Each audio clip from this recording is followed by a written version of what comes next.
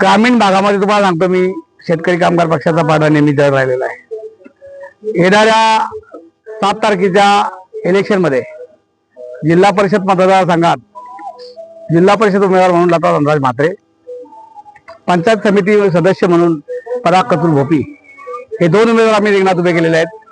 खऱ्या अर्थाने विकास काय असतो, आता ते नेहमी विचारतात विकास विकास, दिल्लीत सत्ता तुमची, गल्लीत सत्ता तुमची, अजून तुम्ही विकास आमच्यावर का थांबलात? गेल्या सातत्याने जो ग्रामीण भागामध्ये काम जे केलेलं आहे ते शेतकरी कामगार पक्षाने केलेलं आहे, सगळ्या जनतेला माहित आहे। इथली जनता आता काय मूर्ख नाही, शुद्ध जनता आहे। जनतेला माहित आहे कोणाला निवडून द्यायचं। विरोधक जरी मुक्तापणे उठलत असेल तिकडं की आम्ही 4,000 मतांनी निवडून येऊ, तर तुम्ही तो विजयी होण्याचा आकडा नाही सांगता आम्हाला, तुम्ही 4,000 मतात पडणार आहेत तो आकडा आम्हाला सांगतायत।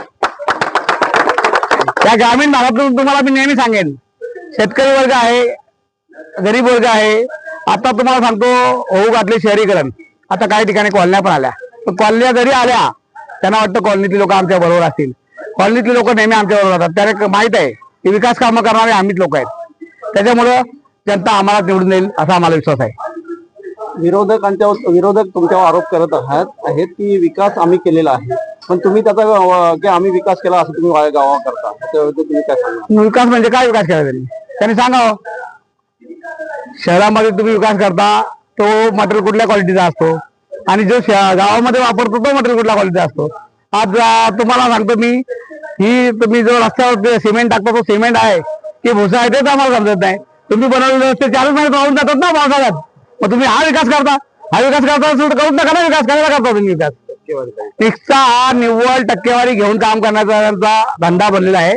विकासाच्या नावाने नुसती बोंबाबोंब करणारी लोक आहेत ही विकास करत नाही, तर सत्तेसाठी माजातलेली लोक आहेत ती, सत्तेसाठी काही कुठल्याही करायला जाणार ती, ते सांगतात विकास केला आम्ही। काय विकास केला?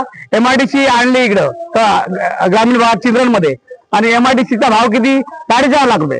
ऍक्च्युली 4.5 लाख नाही तो 16.5 लाखाचा भाव यांनी अदानीकडून घेतला। मग अदानीकडून घेतलेला भाव तुम्ही शेतकऱ्याच्या अकाउंटमध्ये का टाकला नाही? विकास करतो तुम्ही सांगता, हे विकासाची भाषा नाही यांची। यांना सत्ता पाहिजे, यांना येणारे MIDC लाटायचे आहे, येणारे रस्त्याचे पैसे लाटायचे आहेत, ही कामं या लोकांची आहेत आणि उगाच सांगतात विकास करतात। विमानतळाला लोकनेते दिबा पाटील साहेबांचं नाव दिलेलं नाही, त्याबद्दल आपण काय सांगता? या मुद्द्यावर आमची पूर्वी चर्चा झाली आहे।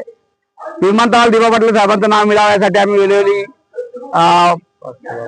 आंदोलन केली, पायी वाऱ्या केल्या, नेहरूपर्यंत आम्ही चालत गेलो, पण या लोकांनी तुम्हाला सांगतो 2 आमदार, उरण आणि पनवेलचे आमदार, या लोकांनी अशी भाषा केली की आम्ही जाळून घेऊ, आम्ही पेटून घेऊ, आम्ही आत्महत्या करू, आम्ही राजीनामा देऊ, या सगळ्या गोष्टी कागदावर पाहिल्या।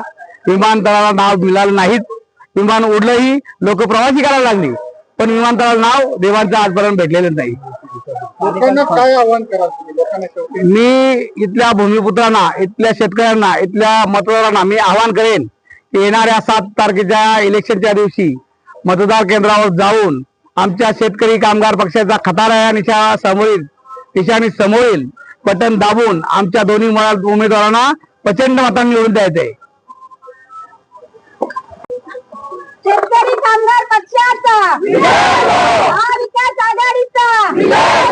महाविकास आघाडीचा आपली